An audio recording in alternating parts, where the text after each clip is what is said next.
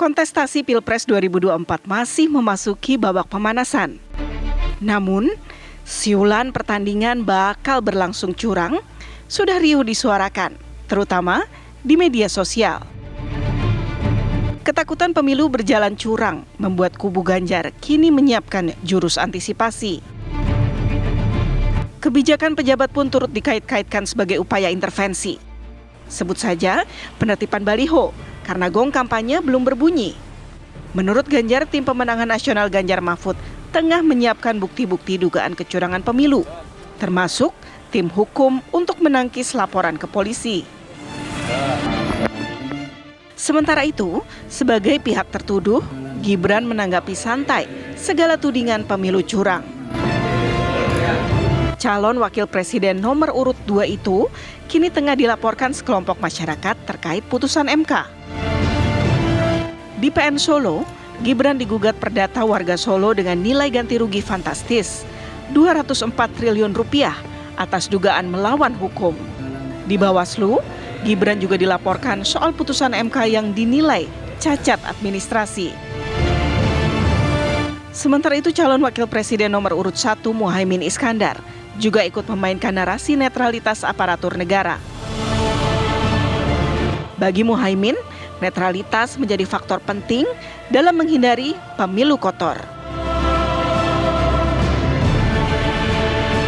Apakah narasi kecurangan menjadi seri drakor pemilu terbaru? Tim TV One mengabarkan.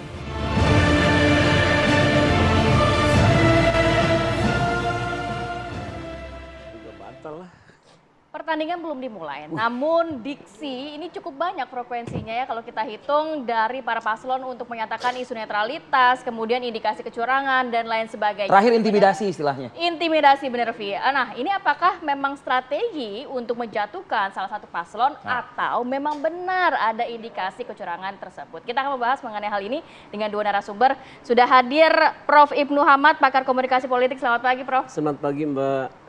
Selamat pagi, Assalamualaikum, Prof. Waalaikumsalam, selamat pagi. Ya, ada Mas Adi Praitno, analis politik UIN Syarif Hidayatullah Jakarta. Selamat pagi, Mas Adi. Selamat pagi, Rati. Waalaikumsalam. Sehat semuanya, alhamdulillah ya. Dua orang narasumber kita sebetulnya sih aspeknya memang komunikasi. Ya. Tapi ada yang satu mungkin lebih... Pasti beda pandangan juga. Betul, ya kan? Ada yang satu mungkin ke politik ansih. Kita ke Prof dulu deh kalau gitu. Prof, kalau melihat ini kan cukup banyak kalau frekuensi dari para paslon itu menyatakan mengenai isu netralitas, kemudian juga intimidasi yang terbaru. Diksi-diksi yang digunakan ini diksi-diksi indikasi kecurangan. Sebenarnya kalau Prof melihatnya gimana? Kalau dalam perhelatan politik kan biasa aja kan, dari dulu juga begitu kan, rame. Jangankan ini level pemilihan presiden ya, waktu kita pemilihan lurah aja, kepala desa begitu memang. Marak juga gitu ya. Oke. Tapi masalahnya mungkin penyikapannya ya. Nah, itu dia. Penyikapannya dewasa atau tidak gitu. Itu kan yang dirindukan oleh kita semua. Ya. Jadi walaupun hangat dalam opini tapi kepala dan hati pengennya dingin kan begitu ya. Jadi kalau ada sinyalemen, saya nggak menyebutnya tuduhan ya, sinyalemen aja. Misalnya ini ada kecurangan yang belum kita dengarkan klarifikasinya kan. Ya. Itu yang penting. Misalnya klarifikasinya dari mana? Sudah sih, Prof, sebetulnya, Prof. Ya. Sudah, contoh saja misalnya, dikatakan misalnya ASN, atau dikatakan misalnya TNI Polri seperti itu. Ya kan melalui humasnya masing-masing mereka juga sudah speak up ya. Ya. Sudah bersuara, mengatakan netral dan lain sebagainya. Ya. Gimana Prof menyikapi itu? Tapi kalau sinyalemen misalnya ini ada indikasi kecurangan, pihak mana tuh yang sebetulnya harus menyatakan enggak, kami sistemnya jamin tidak ada kecurangan, misalnya begitu kan? Ya. Itu yang belum kita dengar kan sebetulnya, itu kita nantikan gitu. Atau sebaliknya juga ya Prof ya, mungkin yang menuduh itu juga mungkin harus melengkapinya juga dengan misalnya data-data dan bukti seperti itu. Betul, bahkan bisa menunjukkan, mengekspos di publik ini tanda-tanda mengarah kecurangannya misalnya kan begitu ya, Prof. supaya tidak terjadi jadi black campaign jadinya ya. Karena kalau negatif campaign kan boleh-boleh aja katanya begitu kan secara undang-undang. Silakan. Prof, tapi ini sebenarnya kalau Prof melihat kan biasa terjadi mungkin di pemilu-pemilu sebelumnya atau di pilpres sebelumnya, berarti ini semacam strategi kah atau apa Prof membacanya? Kalau dalam marketing politik mencari pasar itu kan kewajiban si marketer ya. Iya, para pihak ingin merebut pasar intinya ya. Tapi kita ingin cara memperoleh market politiknya dengan elegan kan, pengennya begitu ya.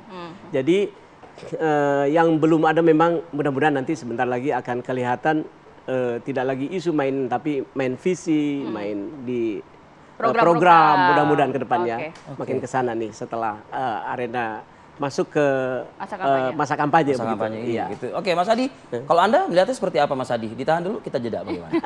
Oke. Saat lagi pemirsa. Siap. Kalau udah begini lupa saya ngomong apa.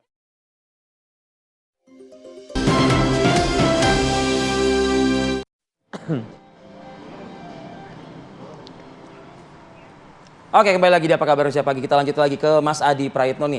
Mas Adi, kalau di dalam ilmu politik nih, misalnya ya, menggunakan narasi, diksi seperti itu. Saya membayangkan gini, kita ngomong aja dulu lah, kita up dulu aja lah, kata gitu. Biar rame dulu begitu ya? Biar rame dulu, biar nanti sampai juga ke netizen. Dan kemudian nanti digoreng dan terus digoreng. Ujung-ujungnya kan jadi kan justru malah menurunkan tingkat kualitas politik kita di tanah air kan begitu loh. Ya kalau bicara tentang ilmu politik, tentu bicara sesuatu yang ideal dan itu biasanya seringkali berjarak dengan apa yang terjadi dan apa yang terjadi pada realitas politiknya.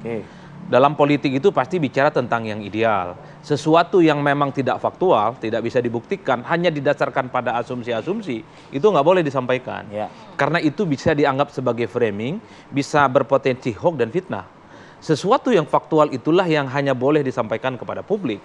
Tapi dalam politik praksis, politik itu kan didasarkan pada asumsi, didasarkan pada praduga-praduga, didasarkan pada indikasi-indikasi dan parameter-parameter. Itu berhak untuk disampaikan. Satu, untuk memberikan warning kepada publik dan kepada penyelenggara dan kepada siapapun bahwa potensi kecurangan itu sangat mungkin. Mengingat sejak pemilu presiden secara langsung dilakukan, dari 2004 sampai 2019 kan juga diwarnai oleh tuduhan-tuduhan kecurangan. Yang kedua, yang paling penting adalah bagi saya ketika bicara tentang narasi dan saling serang soal isu kecurangan itu kan tiga hal sebenarnya. Satu, itu faktual dan betul terjadi. Ketika ada baliho diturunkan, ketika ada kantor partai misalnya didatengin oleh oknum tertentu, ketika ada ASN, bukan dugaan, ada ASN misalnya. Bukan dugaan lagi? Kan itu yang kemarin ramai. Boyolali itu kan? Ya, Boyolali dan seterusnya. Itu disampaikan kepada bagaimana dengan publik. Kabinda? Itu kan faktual ya. Sesuatu yang terjadi di depan kita dan kita terlihat secara transparan di media. Itu yang beredar, Betul. Yang kedua yang bisa kita lihat adalah kecurangan itu pastinya merugikan. Biasanya yang bicara tentang kecurangan adalah mereka yang merasa dirinya dirugikan dan menguntungkan pihak yang lain. Nah, yang ketiga yang paling penting adalah dalam pemilu, narasi kecurangan ini kan ibarat orang ikut lomba panjat tebing, Prof. Satu sisi dia naik merangkak ke atas, tapi sisi yang lainnya dia kalau bisa turunkan itu lawan secara perlahan. Jadi narasi-narasi kecurangan satu sisi dia adalah untuk mendowngrade pihak-pihak atau kelompok atau calon yang selama ini dia leading dan berada di atasnya. Ini kan sebagai upaya untuk memenangkan pertarungan di 2024. Dan narasi kecurangan ini kan bisa dimainkan oleh semua calon, 01, 02, dan 03. Dan tidak hanya terpusat pada satu orang. Tapi kalau saya membaca rata-rata, huru-hara dan gempa politik soal kecurangan politik, ini dimulai setelah ada putusan Mahkamah Konstitusi. Biasanya kecurangan ini dimulai kalau sudah masa kampanye. Di 2024 masa kampanye kan nanti baru tanggal 28 November. Biasanya dari situlah kemudian siapa yang dinilai punya indikasi kecurangan. Nah, kalau sekarang jauh-jauh hari, ini bedanya dengan pemilu-pemilu yang sebelumnya. Dan itu yang saya tangkap, Pak. Saya kembali ke Prof. Inul Ahmad. Kalau tadi sudah di-spill sedikit oleh Mas Adi soal ini kan berangkat dari putusan MK kemarin itu kan. Kalau kita mendengarkan perdebatan langsung nih di titik epicentrumnya dari pihak mungkin yang seakan-akan membela putusan MK atau yang kontra dengan putusan MK, mereka berdebat di situ. Mereka menggunakan dalil-dalil segala macam. Kita tidak masuk ke ranah tersebut ya, Prof ya. Artinya kalau dikatakan putusan MK itu curang dan lain sebagainya, tidak juga itu dibantah juga kan oleh kubu yang merasa dia harus membela itu. Nah, sekali lagi, kok narasi-narasi yang seperti ini terus diturunkan, bahkan sampai ke penetapan undian pun juga semakin panas ini nih, Prof gitu. Iya, saya melihatnya ini sebuah perkembangan yang baik karena keinginan masyarakat kita dalam bacaan saya bukan sekedar kebenaran belaka, tapi juga ada aspek kepantasan dan kepatutan kan begitu di situ poinnya. Jadi kan misalnya kalau dibaca dengan aspek legal semua baik-baik saja kok gitu. Semua syarat sudah dipenuhi kok. Ngapain diperdebatkan? Tapi orang kan juga berpikir kan, melihat, menganalisis dengan ilmu yang dimilikinya. Tapi ada yang tidak pantas di sini kan gitu. Dan ini berarti soal rasa.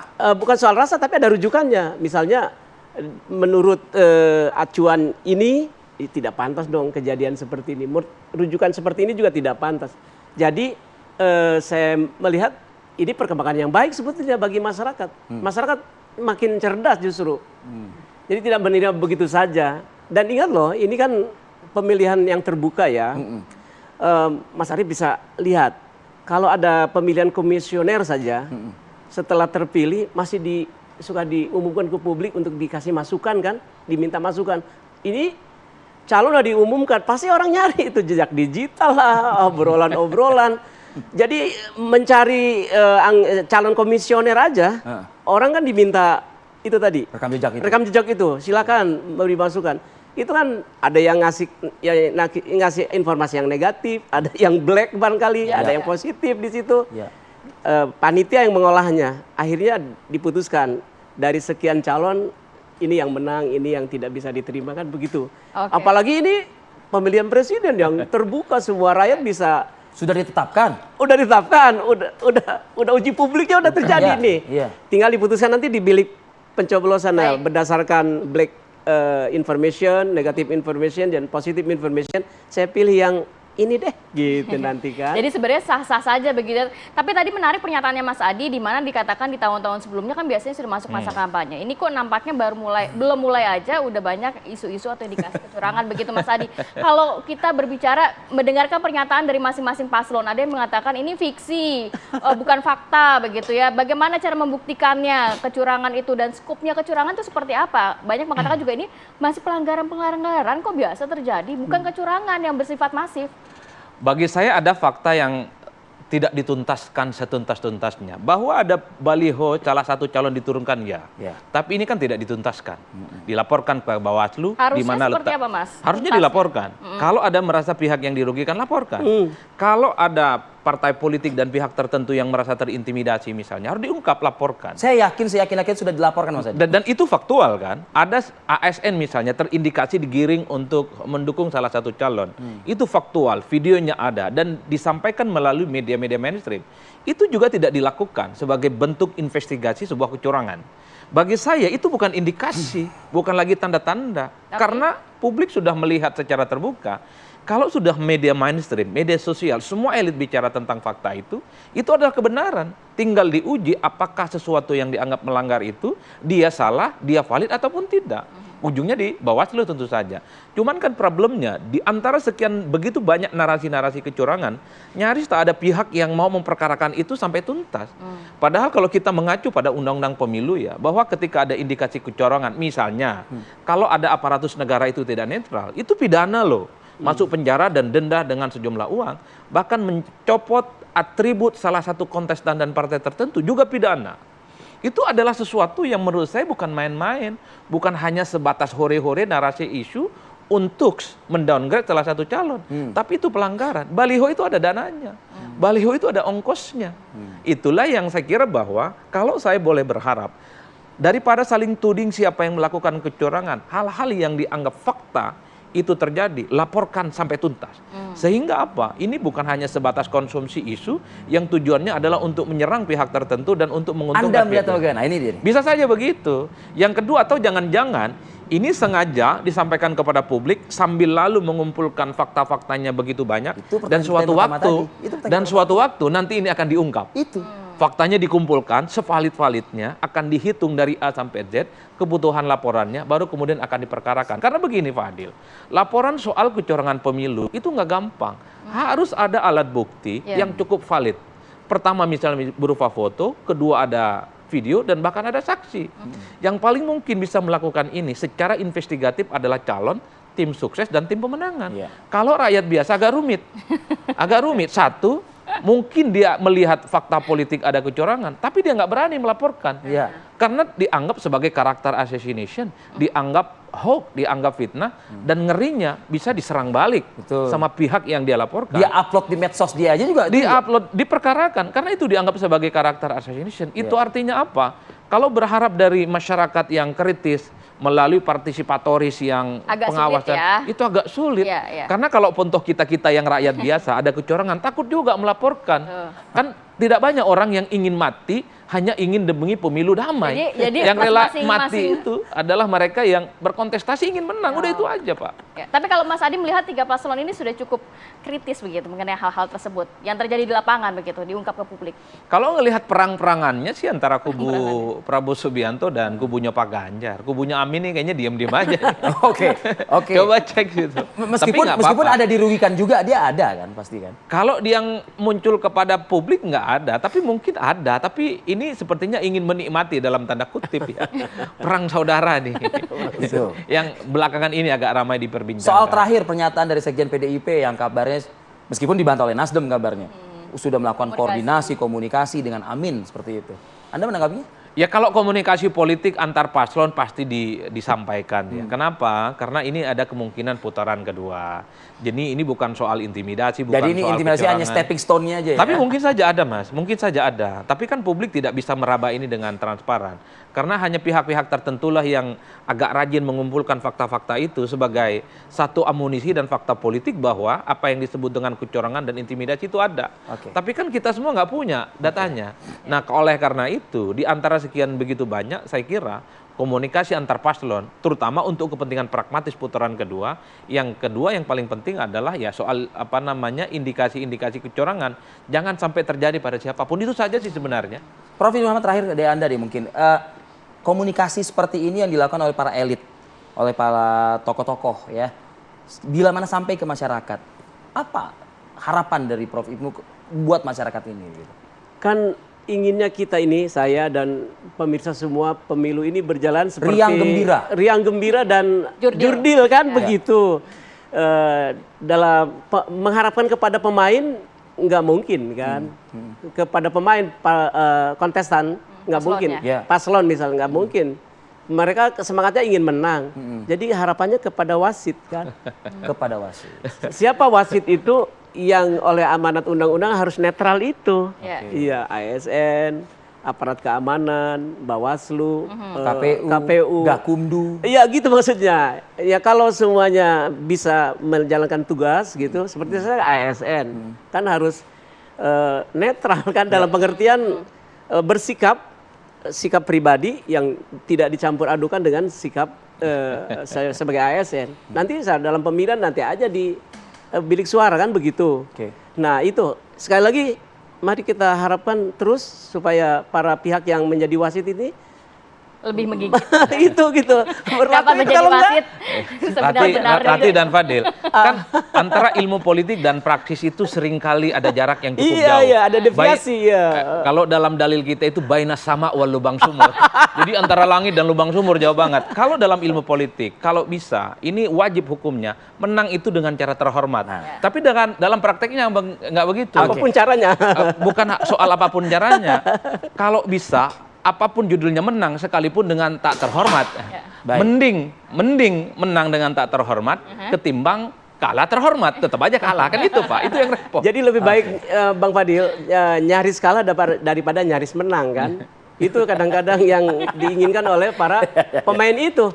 Kita harapkan dah ya, para wasit itu berjalan dengan baik gitu lah ya. Terima kasih banyak Prof, terima kasih banyak Mas Adi sudah berbagi waktu di weekend ini begitu ya. Sehat selalu, assalamualaikum.